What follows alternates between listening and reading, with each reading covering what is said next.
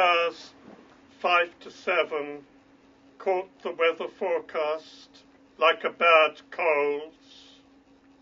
Could have looked outside instead. Radio blares out as I make my tea. Before I knew it, summer came with her heat and dust. The road bent under the glare of hot copper light. But Verhoes is a competent, rational man. Yet he insists the rock is his father. That's one of the stories that's in Ambit 193. Very handsome issue of Ambit.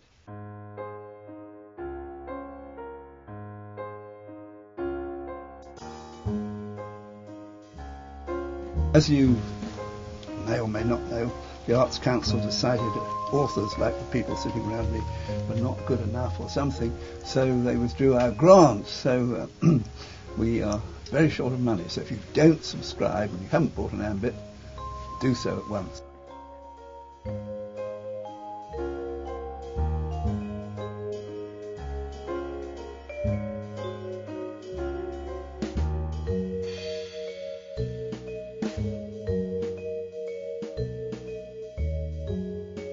First number of Ambit appeared in June '59. I had the idea about the mixture of artwork, prose and poetry. I just had some friends, a little poetry group who put in. Some of the other copy came from friends of mine who worked on the magazine. So we somehow managed to cobble together enough reasonable stuff, I think, for some people to be attracted to start sending in. This very first number was printed by a little printer in Camden Town, whose name I got from the man we bought a gas cooker from, and I realised afterwards that the man who'd given us good gas cooker was not really an expert on printing.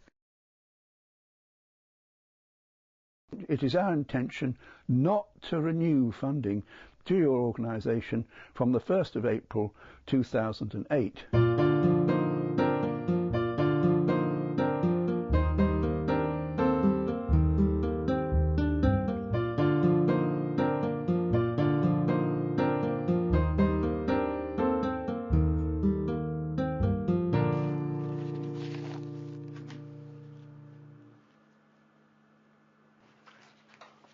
I'm always trying to look for somebody who writes in a fresh sort of way, which may come from anything. I'm always looking out for new writers, obviously, and I think that Ambit does get people sending to it who think that other places won't publish them. It was amateur, it was very small, it was not very well printed. Nobody had actually designed it. There was no designer really for Ambit to start with. So it has charm when you look at it now, but it actually has charm because it wasn't very good. Designer Derek Birdsall, who was a friend of all of us, said, "Oh, come on, Martin, this is daft. I'll sort it out for you." And he sorted it out. And as long as whoever's putting it together, will be either Martin or one of his assistants or even the people at Lavender Press, they know where everything goes. You would think that might get boring, but it doesn't, because there's always drawings in them. Poetry comes in all sorts of shapes and forms. So it's been in good design hands. I think probably the best designed small magazine, maybe anywhere. You know, it's just very good.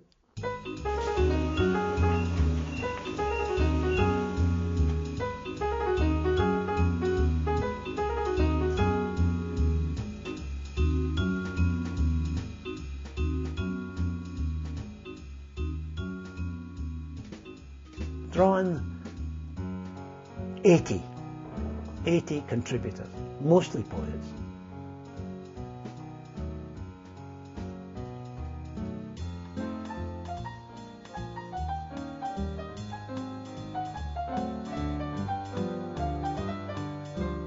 I got introduced to Ambit when I was a student. My phone got introduced when I was a student, and that has carried on.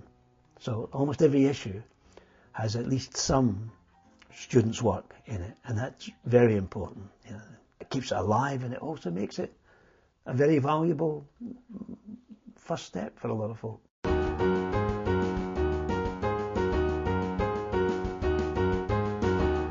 Sex in the 60s was a problem, I would say. People would write in and complain, and kind of led to the police calling on us because it was said to be obscene. A drawing by Mike Foreman of Chicago policemen raping the Statue of Liberty. This policeman came round, he sat looking at it saying, if only it wasn't so well drawn. Well, that's an interesting image. Yeah, he's got most of the images in. Stannard. So here are the Astrids. Do you know about the Julian Stannard? So we want to be accessible, and then we want it to be exciting, if possible. And when I say exciting, I mean you can be excited by a poem about sleep, or excited by the use of the material. And of course we want its language, its structure and its language to also be exciting and interesting.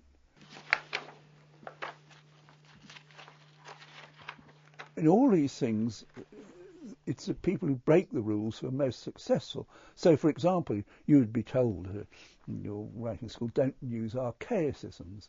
Well, of course, that's absolutely right. But Stevie Smith would start a poem saying, "Ah, me." It is ridiculous, Stevie. You can't start a poem, "Ah, me." Yes, you can, she'd say. And then you'd read on the next bit, and it'd be so funny, you know, because she would deliberately do that. But of course, you've got to be very, very good to make deliberate things like that. She's an amazing writer for that reason. Hundreds of poems come in about the death of their parents very often, say, and hospital experiences, visiting parents in hospital. Now, you could advise people not to write those poems, because most of them are terribly bad and also terribly boring, because being in a hospital when, you know, the nurse, I mean, it's the same stuff over and over again.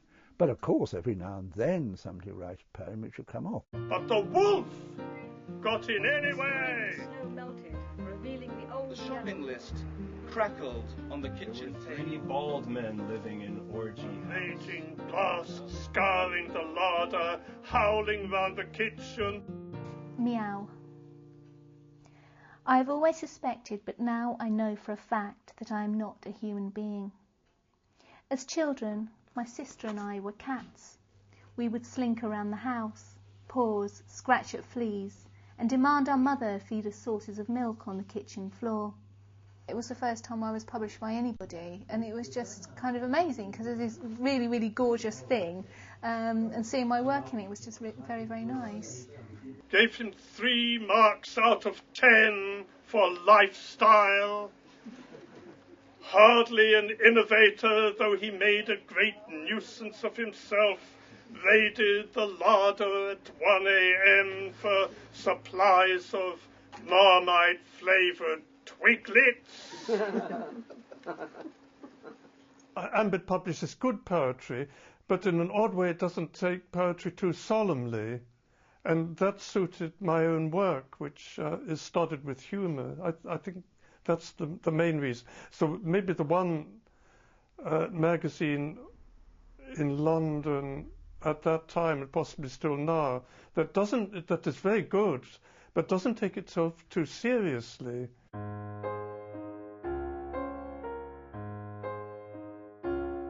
Subscriptions, happily, are at the moment going up, and if we could get them up by another quite small couple of hundred, we would be okay. I hope Ambit will keep going. I'm sure it will.